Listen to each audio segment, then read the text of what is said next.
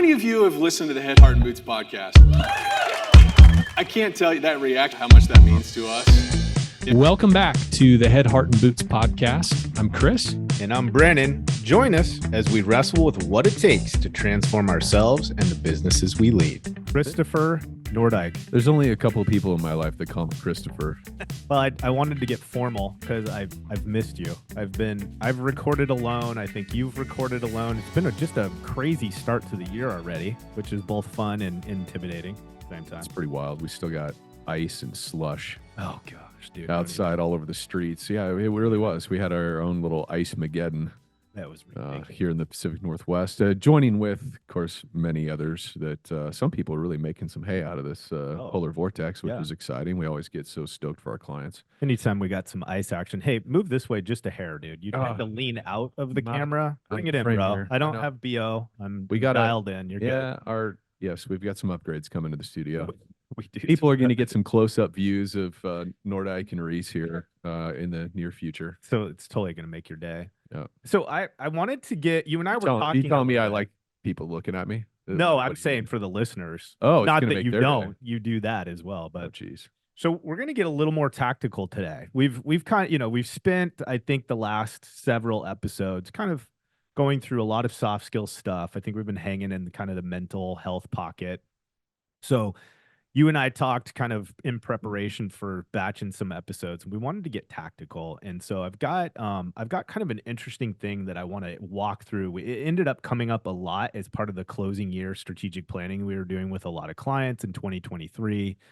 And it ended up just becoming like one of those things where you describe something enough times, you realize, you know what, I haven't made this as clear in the past as we could have. Yeah. And so I want to dig into it. I think people will get a ton of value out of it. And it's a great time of year because it's so early in the season that if this makes sense and lands well with people, I think it's stuff they'll leverage the rest of the year in their favor. It's good, man. The only thing I would say is, can you lead out? Because I can't read your handwriting.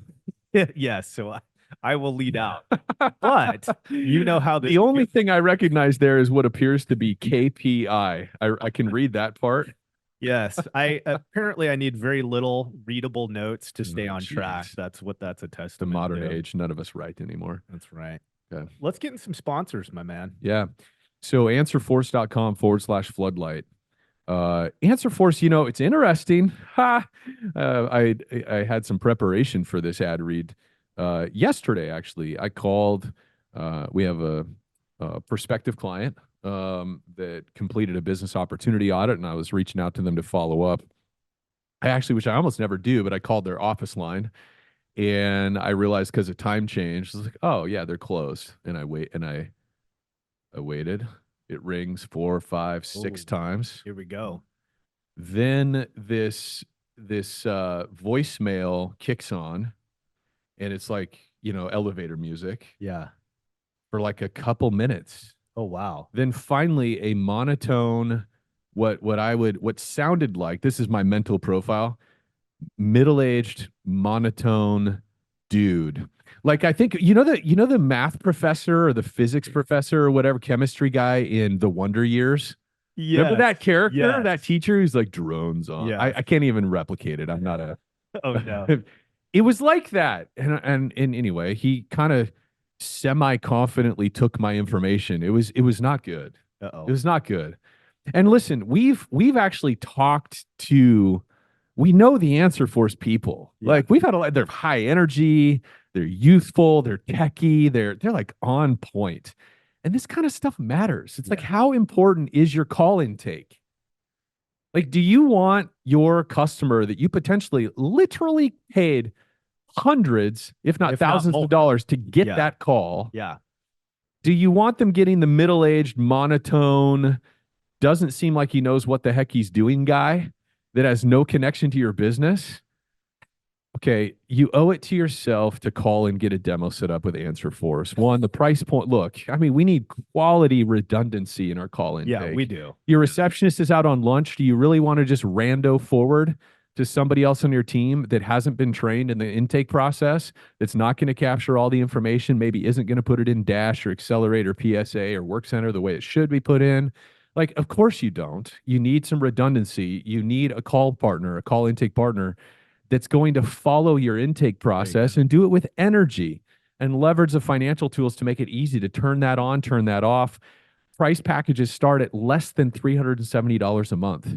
What restoration company that's serious about their business can't afford that? Yeah. That's a tool you need in your tool belt. For a first impression. Of in many course. cases.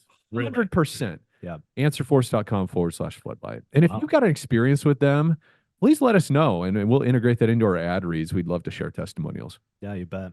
All right. Liftify. You guys know there are our brothers in the trenches. Man, we dig that team. I can't even tell you how many stories, reviews, referrals we get, and people talking about what Liftify's done for the business in regard to their 5-star Google reviews. It's massive. And again, I think it's similar to an Answer Force type relationship where we have these partners that we can bolt into our business that alleviate one of the many stressors or complexities that we have to manage on a consistent basis, right? And this is a fire and forget, really. There's elements where they're going to facilitate this to the nth degree. They're going to make sure it's consistent. They're going to ensure you're getting 20, 25+% participation rate, which is dumb numbers compared to anything else we've ever experienced. Yeah. And again, it's at the end of the day, this is a tech-driven team. They are already adding so many elements and tools to the kit. AI obviously being incorporated in a high rate. That will only continue to climb. But anyways, Liftify, guys, get your Google reviews skyrocketing because it does everything to propel your business, and it's silly to ignore it. So at least do a demo. Liftify.com/floodlight. And then last but not least, CNR Magazine. We really enjoy Michelle and her team. Jeff, Sarah, Yeah, I the think, team's and getting it's big. growing. So I think there's probably even team members we haven't met yet, but just a wonderful team of people, and I think as you grow your business and you develop more vendor relationships and stuff over the years, you just realize how valuable it is when you can have a vendor partner that has a particular scope of work you need as a business. They're providing an essential need for you, but then there's also this friendship layer. There's trust. There's all this other added value, and Michelle and her team are like that. We're advertisers on CNR. That's right. We're also consumers of their content, and we've collaborated with Michelle and the team on industry content and stuff like that. In fact, we just found out I'm going to end up being on stage with Michelle at the RIA convention. That's super exciting. But she's a mover and shaker of the industry. If you're not following CNR and you're not following Michelle on LinkedIn, do that now. Like, take a moment, navigate to your LinkedIn app, follow both CNR Magazine, follow Michelle for a whole variety of reasons, but you want to be connected to them. CNRmagazine.com. And you spell and instead of the ampersand, you spell A-N-D, CNRmagazine.com. Okay, one last piece, guys, and then we're going to get into this week's show. Oh, we've got this thing coming up. Yeah, we got something coming up. I think it's going to be really fun. We actually communicated to our own internal client base and just let them know that this opportunity is coming up. So, Cape Canaveral, Florida.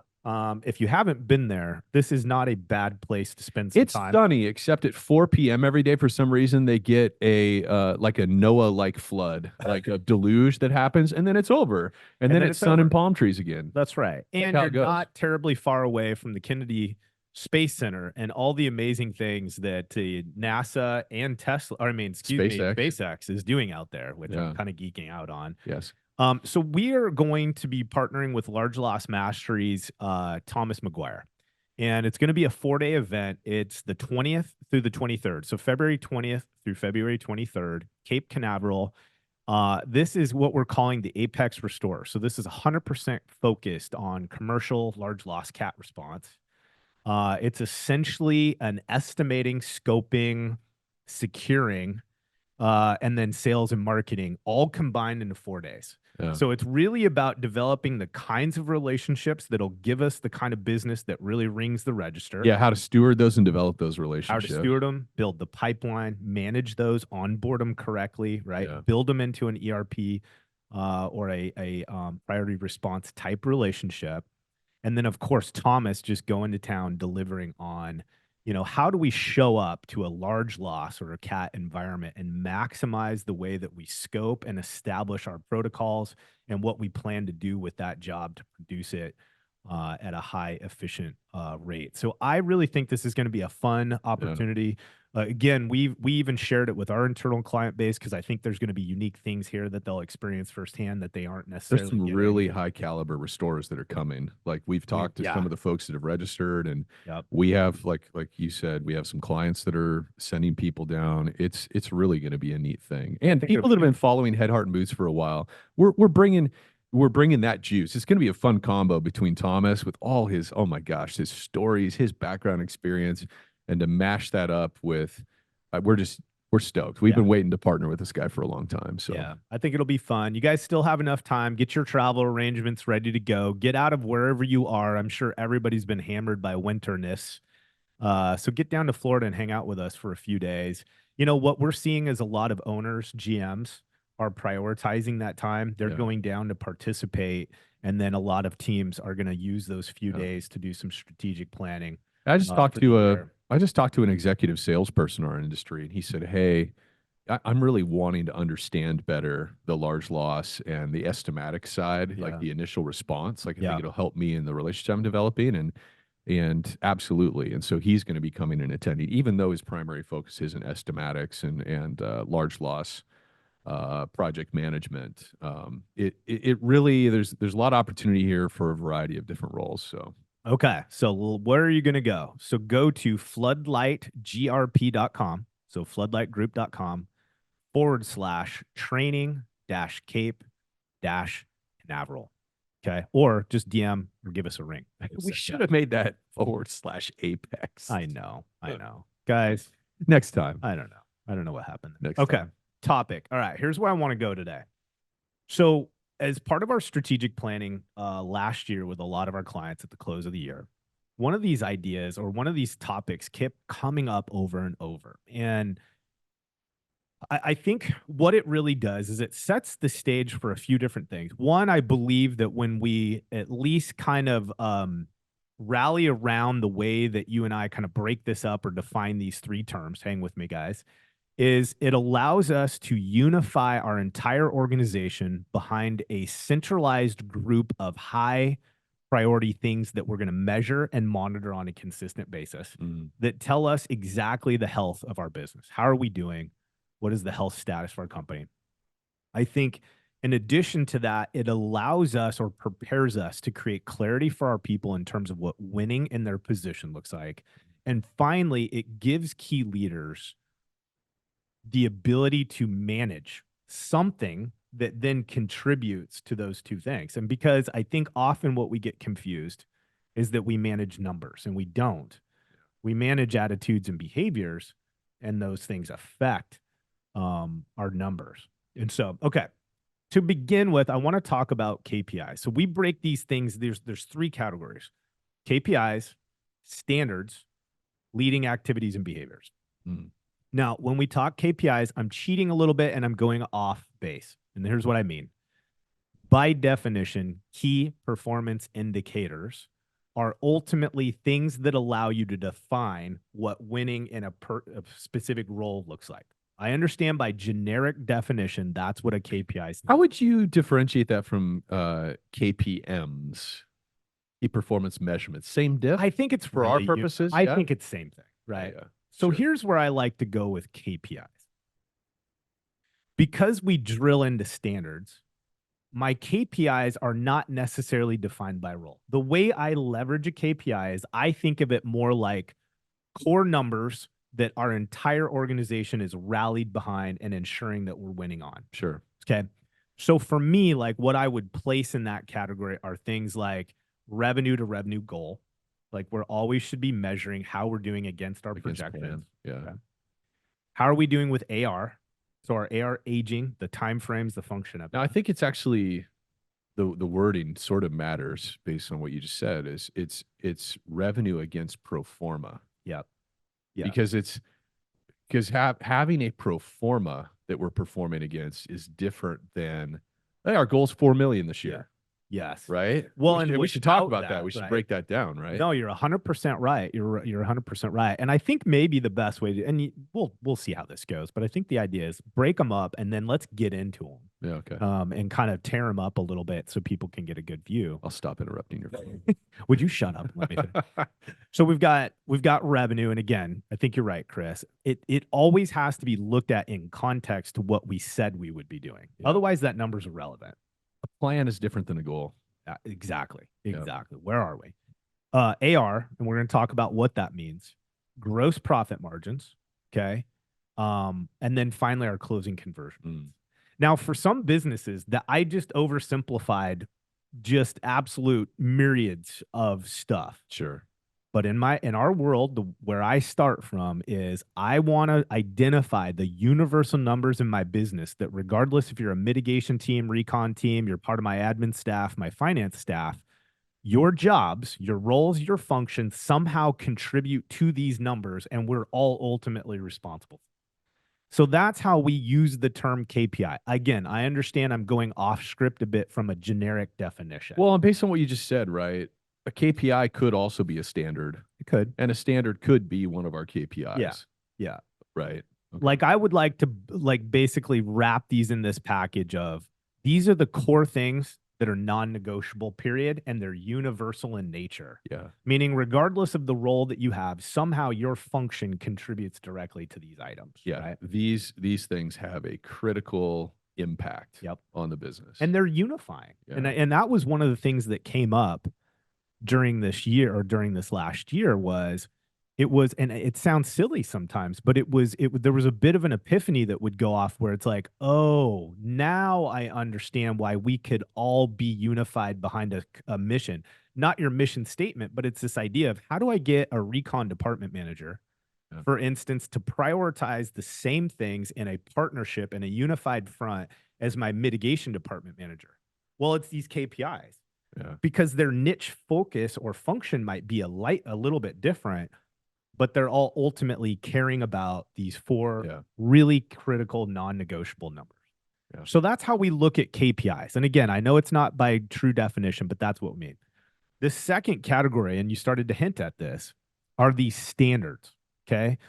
What is it that your job, by definition, needs to deliver on?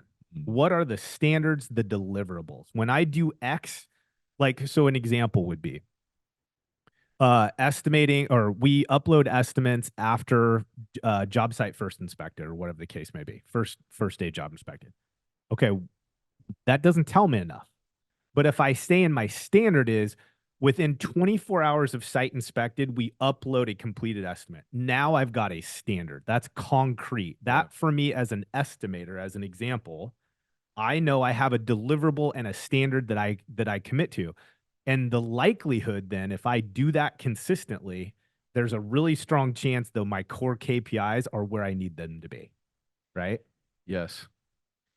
So here's another behavioral standard. I think the thing that feels so important about building standards into our business is so there's standards that are sort of related to these numbers, metrics that drive our business, our profitability, everything else. But then there's also behavior standards that I think we could spend 2 hours on this podcast. But but one standard that I think about that's so important from a customer experience standpoint, which is what drives our retention of our clients and repeat business and all of that kind of stuff. The 24-hour job update standard. Yep. The the other types of behavior standards across our customer experience chain that create a consistent experience for our customers. Unless something is a standard and people have been trained to be able to perform that behavior, and it's been inspected and everything else, we're always going to have a huge amount of inconsistency in what our customers actually experience from us. 100%. And where this shows up is you have a different experience with different salespeople. Yep. That you're based on their personality and their charisma. And the same thing happens too in the other customer facing roles in our business, like job file coordinators, estimators, and PMs that are all carrying our brand. Mhm. You could also say that the same thing about AR, Mhm. our AR professionals on our team. Any of these customer facing roles having some standardized behaviors where it's like, hey, no, this is the normal thing Yep. that everybody does is so critical. It's massive. And it really is what gives people clarity on how to succeed in their role. Because at the end of the day, if it's not concrete, then what does a win look Yeah, like? what does winning look like on our team? Yeah. And so that's where I really like to go with this idea with standards is sitting in that position long enough to really clearly define what is the deliverable. So an example would be, right? We like to promote this idea of creating a workflow for your core functions of your business. A little bit different than an SOP. Standard operating procedures tend to be really granular and really step by step, meaning click on this drop down menu, choose X, right? Stuff like that. What we're talking about with a workflow is it's actually kind of it's a process map. It's showing what phase of the project are we in and what role is doing what at this current time in the project lifecycle. Yeah. And I think the reason we like that model so much is that it really unifies the team so that they can see and understand how their part contributes to the bigger puzzle. Yeah. And they can also see why each step is so important because it ultimately, in many cases, sets the next person up to succeed. And so we like these kinds of workflows. So one of the things that we talk about when we're teaching how to use these and deploy these is we talk very specifically on this idea that when there's a task description, you might get something from us, for instance, that's a little bit more open-handed, right? So that you can customize it for your particular company. But the goal, what we're going to try to coach the team on is be very concrete and specific. So again, we do the estimator piece, or let's say we say, in your job flow, there's an element in there about communication with the client. Well, then that's where you put very specifically every 24-hour project manager commits to using, right, or provides 24-hour job update, whatever it is, right? We're very clear and specific. What are you doing? How often, right? Or what's the time frame in which that's required to be completed? And Concrete, right? And I think the other really important thing is attaching the why. Whenever we lay out standards, like it's so important that people understand the why. And right now, here's just something that's very present for me. Wayne, Yeah. our new business manager. Yeah. Man, there's a lot to love here. Wayne has just been really revolutionizing our business in a number of ways. He's an accountability But beast. one that of the guy. things I really love is that when Wayne is building systems or new standards for us in terms of behavior standards, ways we do things, ways we put things in the system, all that kind of stuff. Like one of the things I appreciate is he's like I almost said like a Nazi. I'm sure there's some bad thing about me using that term, but he's incredibly rigid from a principle standpoint of don't ever create a standard that isn't absolutely necessary. Right. Don't do anything in your business that isn't absolutely necessary. If it's not absolutely necessary, just get rid of it. Yeah. Don't manage it. Don't lead to it. Don't incentivize it. Don't do anything with it. Just carve out everything that's non-essential. And so it's, anytime we're creating a standard, it's important. There is a why behind every standard. Yep. And it's important to explain it because that's part of what drives compliance. Like, do people understand why it's so important for us to hit this number or to do this behavior every single time? And the 24-hour job update is just an obvious one. Yeah. In terms of commercial service, but well, and I think part of what you have the opportunity to do in that why, again, is point up, right? Upstream. KPIs is where we started.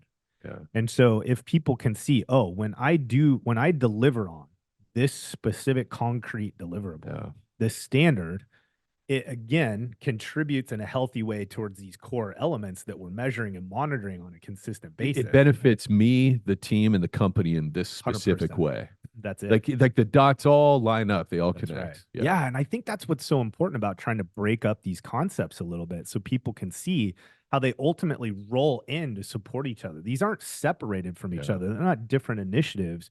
They support each other. So again, with the standards, this is where we need to take our time. Because I think so often, if we look at our business right now, many of you probably are monitoring the KPIs that we've talked about. Again, AR, aging, okay, revenue to revenue goal, i.e., against your pro forma, our GPs across the board, and then our closing conversion rates. Okay. Oh yeah. So then we get down into the standards. When we get down to the standards and we're talking about each person's position on the team and their core function during the project lifecycle, the more clear, the more concrete we can be. And here's the added piece. We've got to have a actual consistent way of capturing whether or not that's happening. Yeah. So just like it's essentially what you just said. Don't establish a standard, a concrete deliverable if you have no way to validate or track that it's happening. Yeah. Right. So one of the things that we encourage teams is really leverage your project management software suite. Whoever it is that you're using, use the tasking cycles or workflows in those programs to help identify and lay out these standards. Yeah. Right. And again, if it's not something you can track, don't make it a standard. Yeah. Or you're going to have to take the time to determine what it is that you have to put into place so that you can track that deliverable. Okay. Yeah, if there's no way to track it, you really ought to ask yourself, is this really an essential attribute to my business, or should I be focusing my attention on something somewhere else more important? Yeah. And when you create that behavior of, hey, this is really important, you do X, but then we don't really have a way to inspect what we expect, you're really setting the stage for failure. Yeah. I mean, you're going to burn your people's energy out on the wrong spend, right? Dude, with this whole topic on standards, we do run into a fair bit of friction with teams when we first start having this conversation with them. Sure. Here, an example that comes to mind immediately is with recon teams.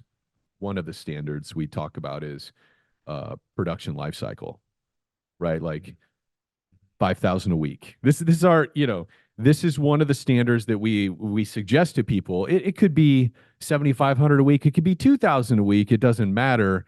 In our experience, 5,000 is a very rough number when it comes to recon production. And every time we bring this up, almost every time. Per PM, by the way. Yeah, per PM.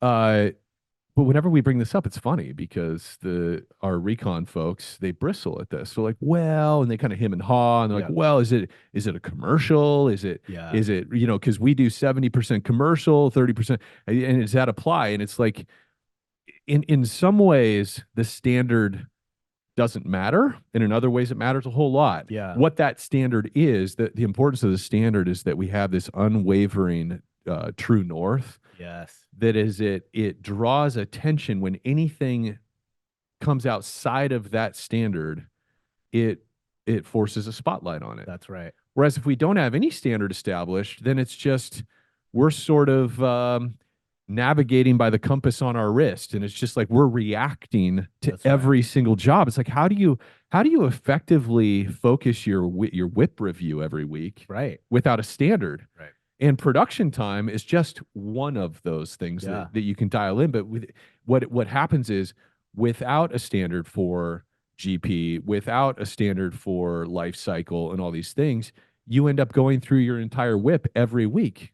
And you're burning 3 hours processing through an entire list of projects where really maybe 10% of them were out of alignment with that's right, with what we want to see those jobs looking like. Yeah. Only 10% are outside of standard. But if you haven't identified the standards, you're forced to go through every job and like, what's the status? What's the vitals on this job? Get all the nuance and all the story and all the things, right? Exactly. Yeah, that's a really good example. So just for the sake of clarity, because I know I've got some math heads that were listening and they're trying to figure out what we're talking about. So we're talking about per PM per job. So if I put a recon job into production tomorrow, that job, whatever, Smith dash blah, blah, blah. Yeah. The idea is I should be able to, on that job, produce at least $5,000 a week in production on that specific job. So we're not talking about in totality for that PM per week. I'm saying for that job. Here's what we mean by that. $20,000 bathroom job. There you go. Yeah. Yeah. So you're going to knock it out in 4 weeks. Okay. It's done. Now, many of you are going, oh yeah, but what about cabinets being back ordered? What happens if this, the floor? I get it. I get all of that. And what Chris just really put nicely was, but when we have a standard, it forces our staff, because they know what the standard is, to proactively communicate why that would be outside of the standard. Because it could happen. We could find out that it's a bathroom and it's a bathroom cabinet that's 6 weeks back. Well, we're obviously not going to hit our timeline. But if my PM knows the standard, Yeah. he or she's going to walk into the meeting and say, hey, took a look at the Smith job, just so we know it should only take about 4 weeks, but because of the cabinet, this is going to be a 7-week project. Yeah. I'm going to plan accordingly. Okay, great. Yeah. Like we know. Yeah. Right? And in 20 seconds, everybody's clear on that job. We move on. Yeah. And we're not going to repeat the same cycle over and over on every job.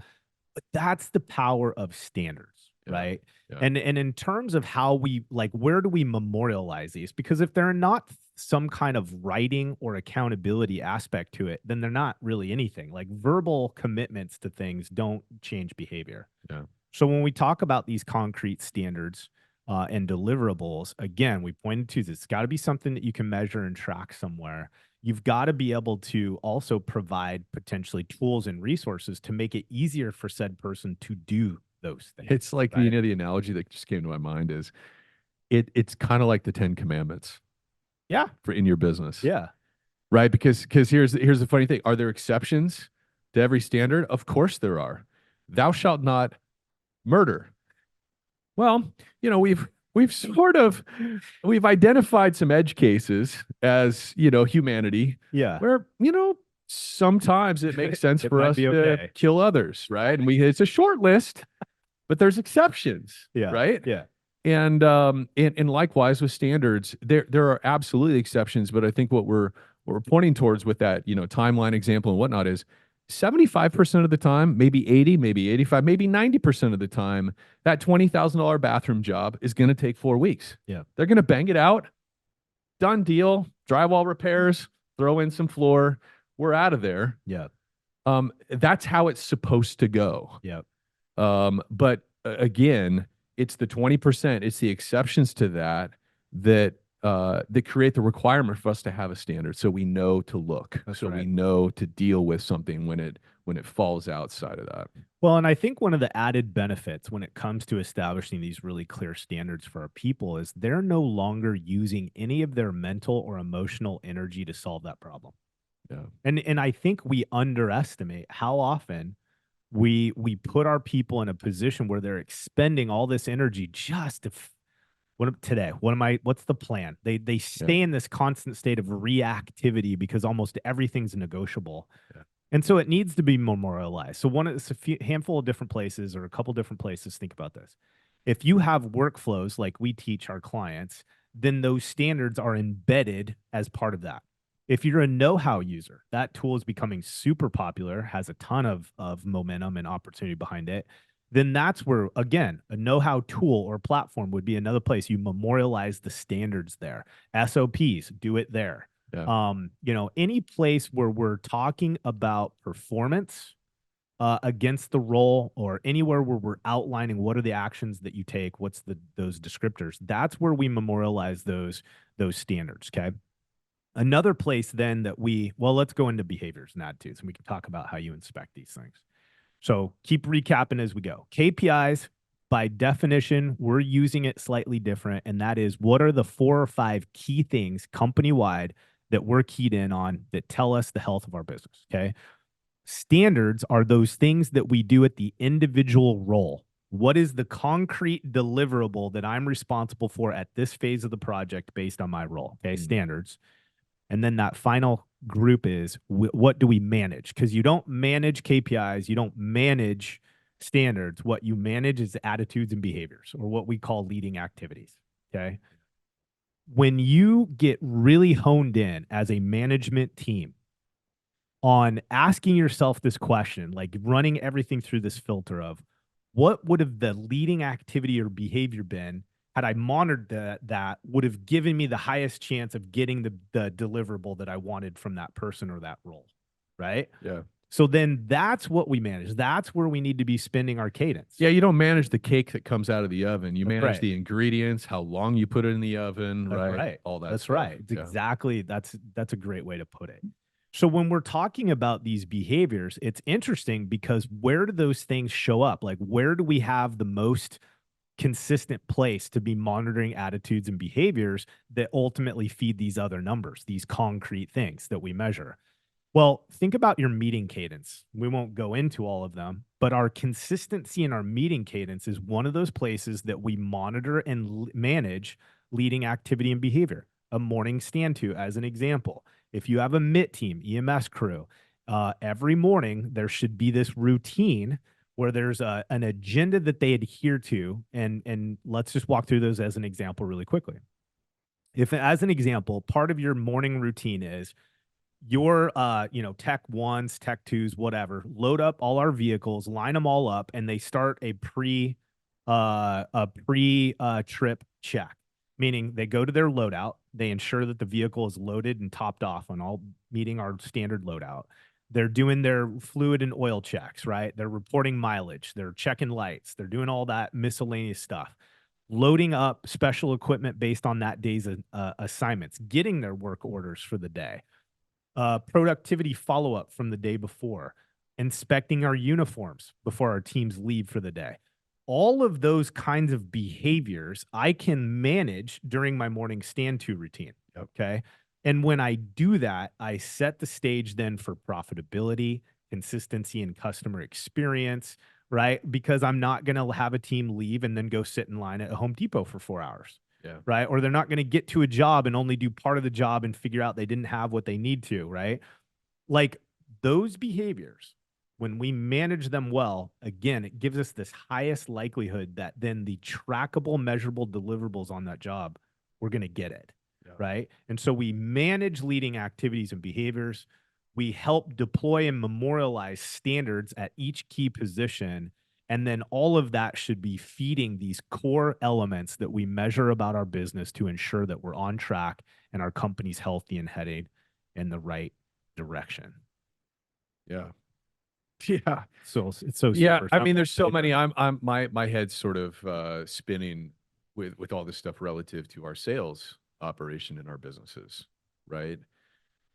Standards are so important. One of the things that's coming to mind for me, I had a conversation with one of our owners yesterday. They're 15 million bucks a year, on their way to 20.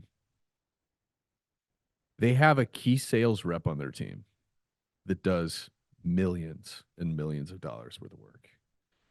And which is great. It's like everybody listening to this, like, oh my gosh, they have a single sales rep that does millions. Yeah, several.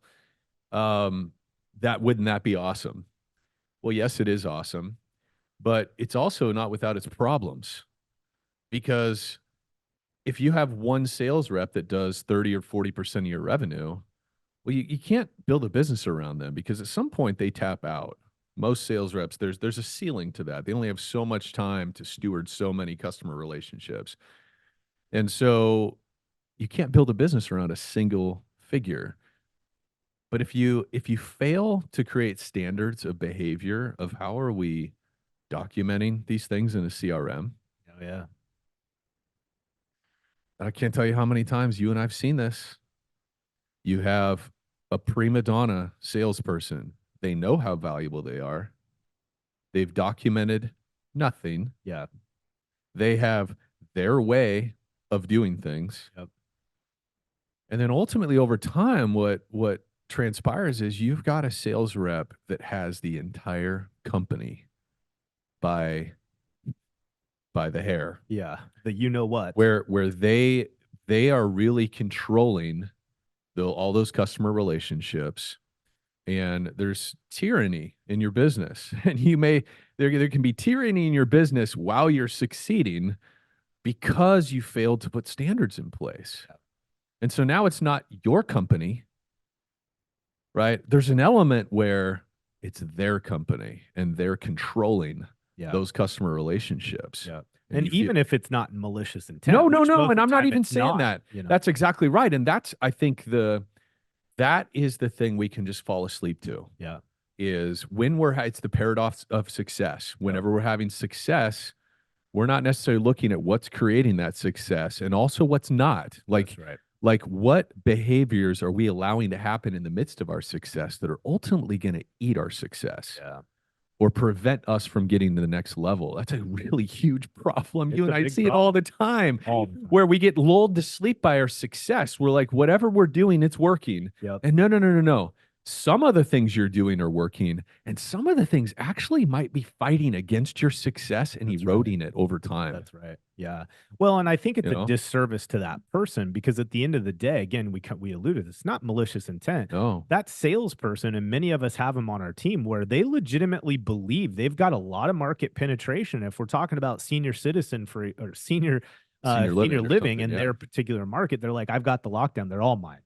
Well, the reality of it is they've hit that human potential limit and they can't consistently be following up or leveraging or making new relationships. Yeah. But it's the thought. And because we didn't document standards and behaviors like that, we have no way to help them see that they don't have everything under grips and that we do need that second or third or fourth or fifth person. And the without team. question, every time you and I see a high flyer like that, and it's so fun. I mean, it's so fun when that's your team and you've got one of those rock stars. Oh, yeah. Don't get me wrong. Like it's so awesome when you get an alpha player like that on your team. But I think in almost every case, we can look at their performance and the ways that they aren't meeting like what standards we would suggest in Yeah. terms of standards of behavior, system, process, documentation, all that kind of stuff, where you can tell that the absence of those standards is limiting their potential 100%. every single time. Yeah. That person who does $5 million in work for you, like inevitably, if they implemented certain standards and practices of monitoring and documentation and behaviors and had a consistent cadence in their in their behaviors, maybe that person's a $10 million person, It's totally feasible. right? That's right. I mean, Yeah. that's the thing that we see over and over and over again is people that are succeeding without standards. Like systematically, if they would put standards in place, it would almost certainly amplify and accelerate the results. It's like more fruit. I mean, isn't that fair to say? yeah, it's almost 100%, I would say. Yeah. Yeah. Yeah. It'd be a weird case if that wasn't true. Yeah. I think. Yeah. Okay, let's land the plane here. I think the goal with this kind of topic is that you may not use these terms the same way, but I Yeah. think the principle of what we're trying to communicate in terms of how you think about these numbers and how we think about our people. So again, come up with a term, whether it be core KPIs or pillar KPIs or whatever. It's this idea of what are those 4 or 5 key numbers that really, when they're rocking and rolling, summarize a ton of sub measurables Yeah. that tell us exactly where our business sits. So I'll just walk through them again. AR, okay, your aging, your gross profit margins, your revenue to goal, and for us, another non-negotiable is that closing and conversion rate. And I think we'll probably talk about more on that in a later episode. But those are those core things. Again, whatever you choose to call them, I don't really care, but help be in a position where you can systematically and concisely communicate to your downline team members what those things are and why they're so critically important to your business and how it is that those numbers unify everyone else's activities, right? Because we're all heading in the same direction. Standards. Those are those things at the individual's level that you determine are the concrete deliverables they're responsible for, i.e., when I do these things under these standards, I will be winning. Yeah. I know it. My team knows it. My owner, employers know it. Okay. And then finally, asking yourself the question as a group, what are the activities and the behaviors that we can manage on a day-to-day basis that will most likely give us the measurables that we want later, right? Yeah. So big numbers unify us. Standards give me clarity on what it looks like to win at my job level by title.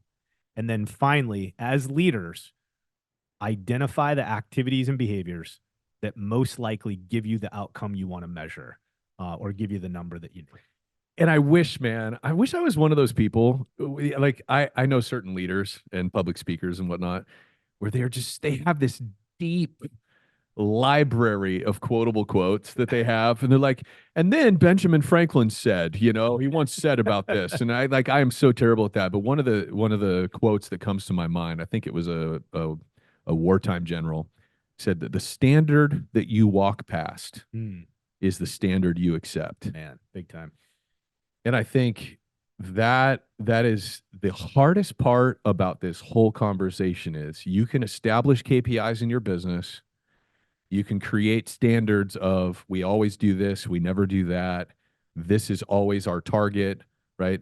You can create those, and you can create standardized behaviors of this is always the way we behave in these environments. This is our process, all that kind of stuff. But the moment you walk past it, right? Yeah.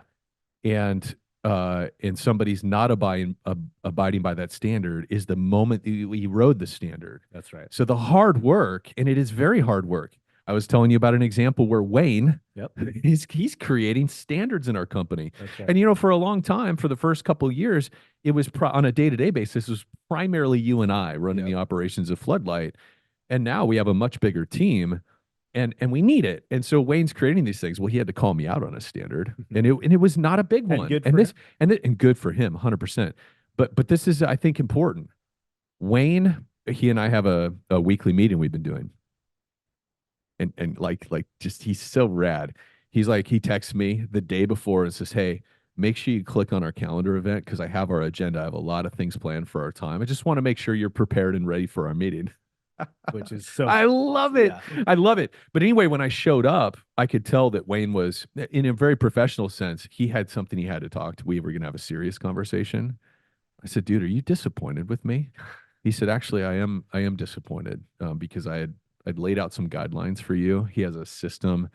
We have a project management software that we're leveraging.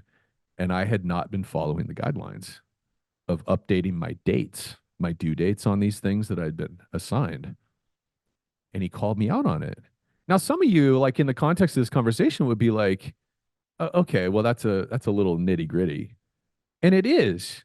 And at the same time, if he lets that slip, well, I'm never going to have accurate dates in my timeline. Right. I'm never going to update them That's if nobody ever calls me on it. But when he called me on it, I'm like, you know what? It's a new behavior. I'm sorry, man. I totally understand the purpose behind that. I'll course correct. That's right.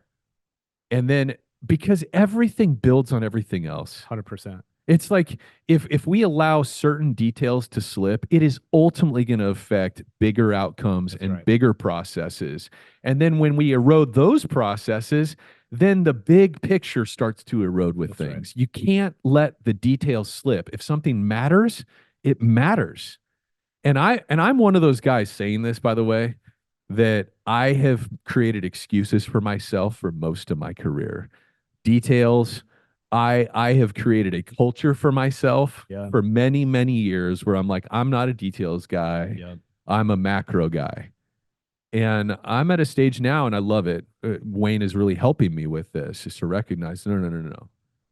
If the details don't matter, then scrap the thing. Why is it even something that I'm putting energy into? If it does matter, then let's treat it as such. And I love that, man. I mean, he's leveling all of us up on the team. But I think this is such a good message for everybody on the team is, look, if you're going to create a process, don't create a process unless it matters. That's right. And if it matters, don't walk past somebody shortcutting that process. That's right. Yeah, that's right. 100%. So guys, listen, I mean, it's kind of like a mini cheat sheet. I mean, you know, I know we didn't blow anybody's hair back with like rocket science, but these are some core principles that if we can get a grip on them in our businesses and we get really good at communicating what these mean as a core function to our company, you will see a ton of unification with your downline leaders. And you're going to see a lot of people building trust with one another because they know what the standard is and they're delivering on it on a regular basis. It is so much easier to manage and lead an organization out of trust than it is being in a constant state of looking over your shoulder because you're not confident your team is doing what they're supposed to do. All right, guys, thanks for hanging out with us. And one last thing before we let you go. Guys, we really want to grow the show this year. We had an absolute blast last year in 2023. Great guests, great experiences being invited as the Head, Heart, and Boots to some really great industry events. It's just been just an absolute blast for us, for Chris and I. And we want to continue to do it. We want to continue to prioritize the show, and we want to continue to reach a larger audience so that we can continue to reach or talk to folks about the whole restore. So if you get value from our show, if you guys consistently, you know, jump into an episode and you can walk away with 1 or 2 bullet points that you can hang on and leverage in your favor, will you please do us a favor and help us grow this year? Would you be willing to share it with a friend, a fellow restorer, your internal team? Yeah, pay the piper Yeah. This is the cost. And listen, the Knowledge Project and Sam Harris has a Waking Up podcast. I have 2 podcasts that I pay for. Yeah. I pay $10 a month to I think it's $8 or $10 a month to the Knowledge Project, another $6 or $8 a month. I pay to Sam Harris for his Waking Up podcast. I value both of those. I listen to them regularly, and I pay for their premium subscriptions. We don't do that. And I think we want to be more aggressive this year. It's like, hey, if you like Head, Heart, and Boots, if it's valuable to you in any way, personally or professionally, pay us by telling your friends, Please. or there's a way right inside the app. If you got an episode, you're like, oh my gosh, this is really useful. Hit the share link, copy the link to it, and text it to other owner buddies of yours or downline employees. Like, we've had a lot of people, the changing our project manager mindset, I think continues to be our number one. Yeah. And we've had many owners and GMs tell us that they've sent that to their whole PM team. Yep. And made it mandatory listening, and so do that in whatever way you share, publicly or through text message, right? That's all we're asking for. Yeah. It's the whole like, subscribe, and share, right? So if you guys can leave us a review, if you guys can be permanent listeners, that would be awesome. And share it with some friends. Let's see where we can go this year. We're pretty pumped. Wayne's doing a lot to help us even level up in terms of guests. We'll begin seeing some of those come to fruition over this next quarter. It's going to be a great year. So, all right, everybody, thanks for hanging out with us. We'll see you on the next one.